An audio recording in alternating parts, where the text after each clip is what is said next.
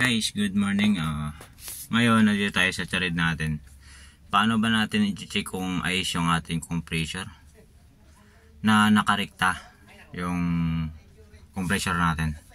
Ayun guys, tara, testing natin.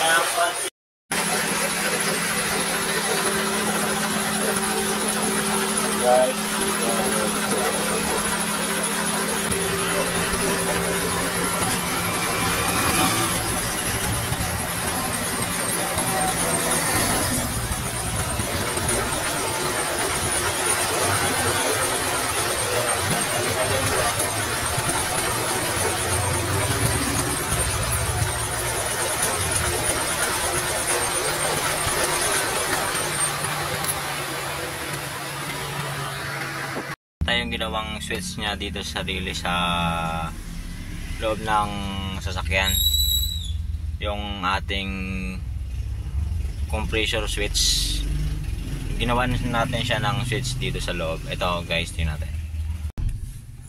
Ayan guys, ito yung ginawa nating switch. Ayan,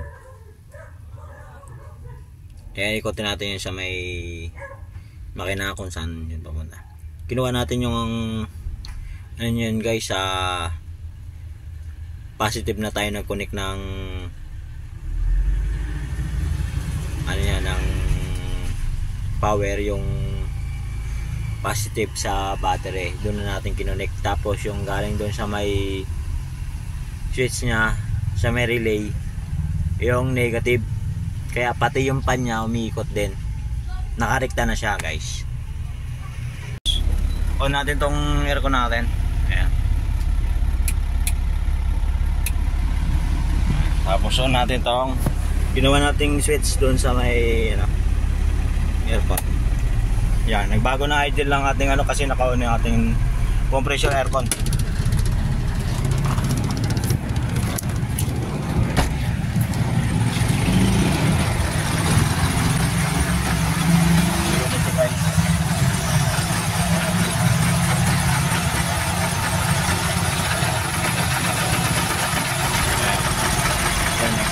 Pati yung cylinder dip pan niya, umikot na rin. Ayan, patayin natin doon guys, hindi na rin yan umikot.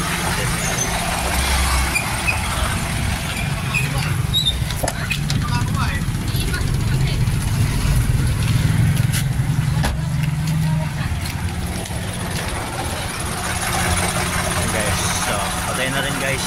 Ayan. Okay guys, hanggang dito lang yung ating vlog. Sunod na lang.